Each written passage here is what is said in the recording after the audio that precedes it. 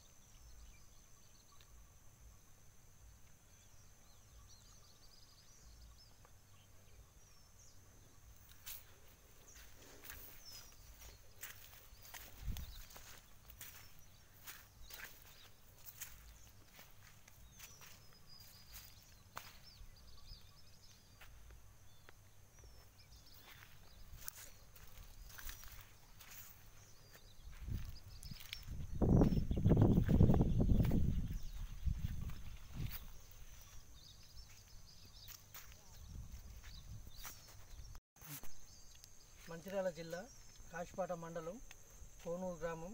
నా పేరు గోనె శ్రీనివాసు. నేను ఒక 3 ఎకరాల చేను కౌలుకు పట్టి పత్తి వేసాను. వర్షాల ప్రభావం వల్ల ఒక ఎకరం అంతా ఖరాబ్ అయింది. ఆ ఉన్న 2 ఎకరాలైనా కాపాడుకుందామని ప్రయత్నం చేశాను. కాకపోతే ఏంటంటే ఈ అడవి పందుల ద్వారా ఆ ఉన్న పంట కూడా కొంచెం ఖరాబ్ అయింది.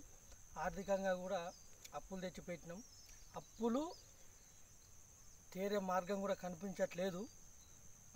దయచేసి ప్రభుత్వం వారు మాకు సహకరించి నష్టపరిహారం ఇప్పిస్తే మాకు కొంచెం సహాయపడ్డట్టు ఉంటుంది. అధికారులను విన్నవించుకుంటున్నాం. ఓకే, సరిపోతుంది.